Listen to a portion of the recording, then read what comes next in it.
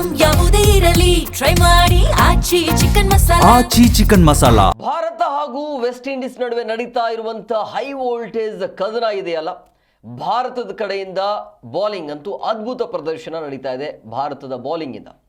ಆದರೆ ಟಾರ್ಗೆಟ್ ಅಂತೂ big target ಆಗುತ್ತೆ, ಯಾಕೆಂದ್ರೆ ವಿಕೆಟ್ ಅಷ್ಟೊಂದು ಭಾರತ ಪಡೆದುಕೊಂಡಿಲ್ಲ. ಸೊ ಹಂಗಾಗಿ ವಿಕೆಟ್ ವೆಸ್ಟ್ ಇಂಡೀಸ್ ಕೈಲಿದೆ.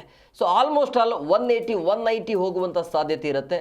180 ಒಳಗಡೆ ಒಂದು ವೇಳೆ ವೆಸ್ಟ್ ಇಂಡೀಸನ್ನು ಕಟ್ಟು ಹಾಕಿದ್ರೆ ಭಾರತ ಚೇಂಜ್ ಮಾಡುವಂಥ ಸಾಧ್ಯತೆ ಇರುತ್ತೆ.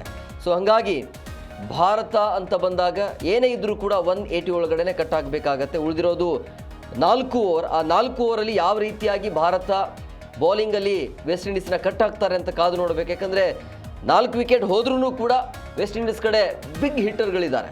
ಸೊ ಹಂಗಾಗಿ ಇದು ಯಾವುದು ಮ್ಯಾಟ್ರ್ ಆಗಲ್ಲ ಅವರಿಗೆ. 4 ಓವರಲ್ಲಿ ಅಂದರೆ 24 ಬಾಲ್ಗೆ 60ಕ್ಕಿಂತ ಮೇಲೆ ಸ್ಕೋರನ್ನು ಮಾಡುವಂಥ ಸಾಧ್ಯತೆ ಆ ಬ್ಯಾಟರ್ಸ್ಗಳಿಗೆ ಇದ್ದಾವೆ. ಸೊ ಹಂಗಾಗಿ ಭಾರತಕ್ಕೇ ಚಾಲೆಂಜ್ ಇದು.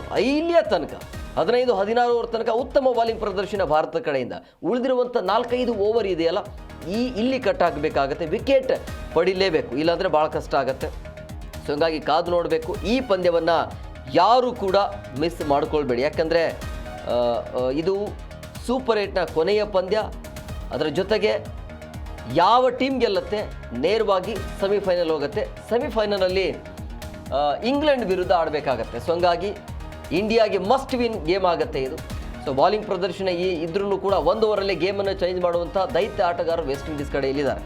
ಸೊ ಹಾಗಾಗಿ ಚಾಲೆಂಜ್ ಅಂತೂ ಭಾರತಕ್ಕೆ ಇದ್ದೇ ಇರುತ್ತೆ.